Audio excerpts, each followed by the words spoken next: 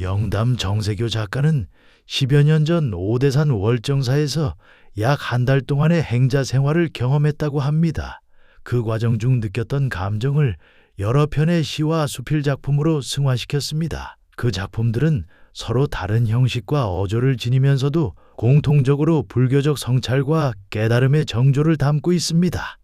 여기에서는 세 편의 시 무건하심, 오대산의 바람이 부니와 수필 한 편, 끊어질 듯 이어지고를 소개하도록 하겠습니다. 묵언, 영담 정세교.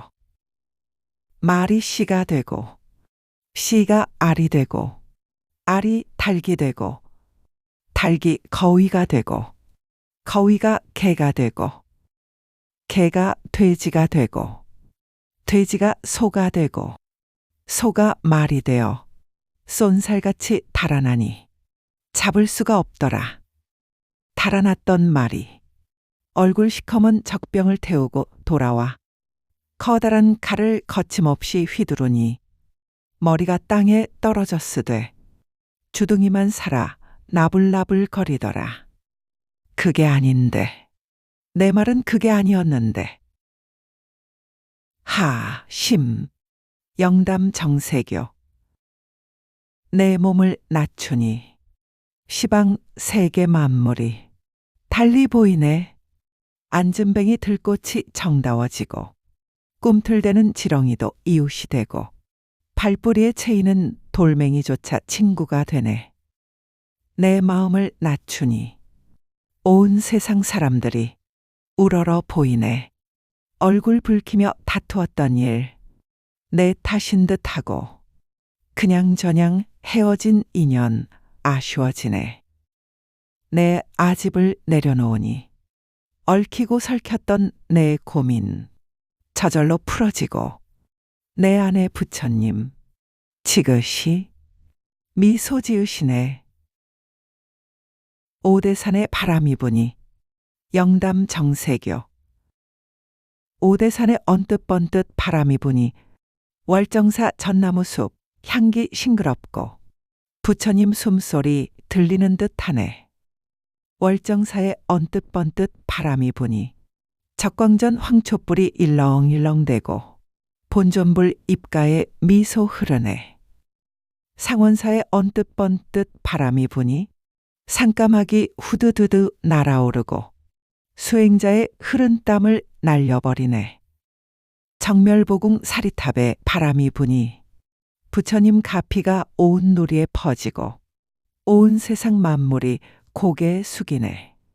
첫 번째 작품 묵언은 말이 작은 씨앗부터 시작해서 점점 커지고 변형되며 결국엔 돌이킬 수 없는 파국으로 이어진다는 서사 구조를 가지고 있습니다. 경솔하게 내뱉은 말의 책임을 풍자적으로 드러내며 결국 자신이 의도한 바와 다른 결과를 낳는다는 언어의 왜곡 현상을 경계하고 있습니다. 즉, 언어의 무게를 경고하는 교훈적이면서도 풍자적인 시로 말조심이라는 동양적 지혜를 형상화한 작품입니다. 두 번째 작품 하심은 불교 수행의 핵심 중의 하나인 하심의 의미를 일상적 언어로 풀어낸 시입니다.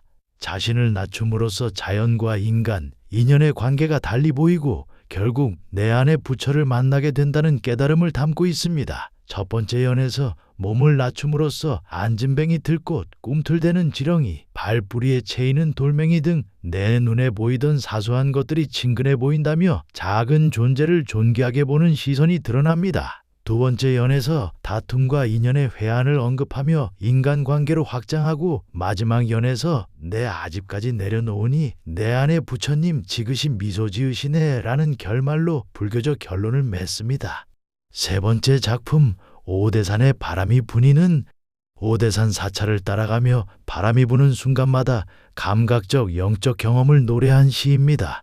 여기에서 바람은 단순한 자연 현상이라기보다는 부처님의 숨결, 가피, 깨달음의 상징으로 형상화됩니다. 언뜻번뜻 바람이 분이라는 후렴구가 각 연마다 반복되어 찬가적 리듬을 형성합니다. 또한 월정사, 상원사, 정멸보궁 등 구체적 사찰의 이름과 풍경이 등장하여 불교적 성지의 현장감을 부여하고 있습니다. 마지막 줄 온 세상 만물이 고개 숙이네는 개인적 체험이 우주적 진리로 확장되는 보편성을 보여줍니다.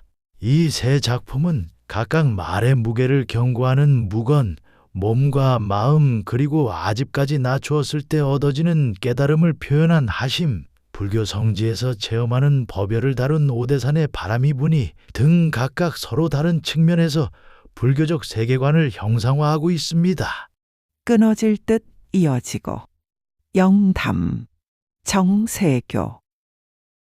온산이 빨간색, 노란색, 주황색으로 물들어가는 오대산 월정사 범종루. 지친 하루해가 구름 한 점 없는 서산 위로 떨어지자 법고 앞에 서 있던 스님의 너른 소매자락이 춤을 추기 시작했다. 둥, 둥, 두둥, 둥. 법고 소리다. 왠지 모르게 슬프다는 느낌이 들었다. 저절로 눈이 감겼다. 슬픈 소리는 한참 이어졌고 생각은 허공을 나르고 있었다. 순간 법고 소리가 멈췄다. 딱, 따닥, 따다닥. 눈을 떴다. 스님은 모거를 두드리고 계셨다. 이 소리는 물고기들을 구제한다고 했다. 이어서 챙, 챙. 구름 형상의 운판 두드리는 소리는 날짐승들을 구제하는 소리. 그리고 마침내 탱, 탱, 탱. 웅장한 범종 소리가 들려왔다. 이 소리는 지옥에 빠진 중생들을 구제해 준다고 했다. 이 소리를 듣는 순간 고통을 잊는다고 했다. 매일 새벽과 저녁 적광전 법당 안에 꿇어앉아 예불이 시작되기를 기다리고 있으면 청아한 범종 소리가 귓전을 두드렸다. 그 소리는 항상 내 정신을 맑게 씻어주어 깨끗한 마음으로 예불을 드릴 수 있었다. 하지만 지금 범종 앞에 서 있는 나의 귀에는 다른 소리로 들렸다. 잠시 후 내가 당목, 즉 범종을 치는 나무를 이어받았다. 굵은 당목이 범종을 두드리는 순간 하르르 손이 떨렸다. 손의 떨림에 이어 범종의 울림이 나에게 전해져 왔다. 내 가슴속까지 흔들어대는 대단한 울림이었다. 얼마나 아팠을까. 내 귀에는 그 소리가 범종이 울부짖는 소리로 들렸다. 인간을 대신해서 아픔을 당하는 것이리라. 끊어질 듯 끊어질 듯 범종의 울림은 계속 이어졌다. 생각은 시간을 거슬러 올라갔다. 여기에 범종이 매달렸을 때부터 새벽과 저녁이면 어김없이 범종은 울었으리라. 순간 내 머릿속에 어떤 생각이 스치고 지나갔다.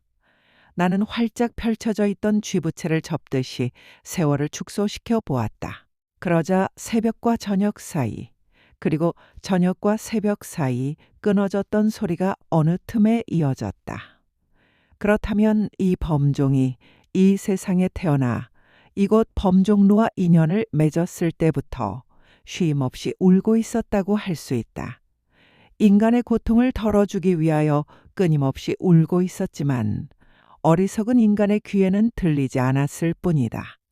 시간 여행이 종착역에 가까워졌는지 눈이 떠졌다. 타종 행사를 마칠 때가 되었나 보다. 이제 곧 저녁 예불이 시작될 것이다. 나는 서둘러 적광전으로 들어갔다.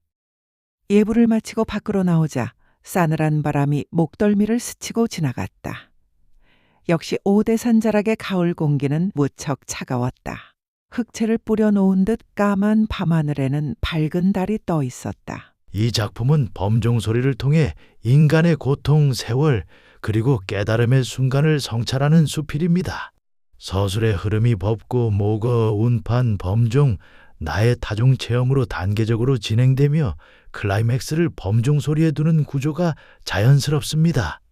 작품의 핵심은 범종 소리의 연속성과 불연속성을 매개로 한 시간과 존재의 통찰입니다. 특히 끊어질 듯 이어졌다라는 표현은 단순한 청각적 체험을 넘어 인간의 삶과 고통, 그리고 불교적 구제의 의미를 연결하는 강력한 상징으로 기능합니다. 독자는 범종 소리가 이어짐과 끊어짐 속에서 영원성과 순간성, 인간과 초월적 세계의 간극을 함께 체험할 수 있습니다. 범종 소리가 울부짖는 소리로 들렸다는 부분은 단순한 신앙적 해석을 넘어서 범종이 인간의 고통을 대신 짊어진 존재처럼 묘사되어 감정이입이 강하게 일어납니다. 쥐부채를 접듯이 세월을 접어 시간적 영역을 축소시켜 본다는 장면은 시간에 대한 불교적 무상관 사유를 매우 시적으로 표현했습니다. 의성어를 사용한 청각적 묘사와 사유적 전환이 교차하면서 수필과 시 사이의 경계에 있는 문체를 보여줍니다. 범종이 울부짖는다는 의인화, 끊어질 듯 이어진다는 역설적 표현 등에서 작가의 시적 상상력이 두드러집니다. 이 글을 통해 작가의 행자 체험이 단순한 경험을 넘어 삶과 존재에 대한 깊이 있는 통찰을 얻는 귀한 시간이었음을 알 수 있었습니다. 이 작품들은 행자 생활 경험이라는 환경 속에서 종교적 성찰이 발현된 작가의 순수하고 치열한 기록들입니다. 수행 도중 주위 사물을 깊이 관찰하고 그 속에서 진리를 발견하는 과정이 작품 곳곳에 녹아 있었습니다. 세 편의 연작시를 한데 묶으면 불교적 세계관의 3단계, 즉 경솔한 말을 경계하는 무건수행, 나 자신을 낮추었을 때 얻을 수 있는 깨달음, 바람이라는 매개체를 통해 수행 과정에서 얻어진 우주적 가피의 체험을 공감할 수 있습니다.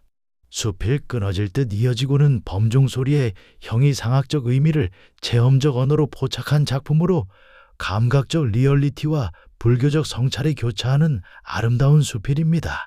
소리의 연속성을 통한 시간과 고통, 구원의 사유가 인상적이며 산문 안에서 음악적 리듬감을 살려낸 점도 뛰어납니다. 이러한 점에서 이 작품들은 실제 행자 생활 체험에서 우러나온 수행의 기록이라고도 말할 수 있습니다. 따라서 문학이면서 동시에 수행록의 성격을 함께 갖고 있습니다. 다음 이야기도 기대해 주세요. 구독과 좋아요는 작가에게 큰 힘이 됩니다.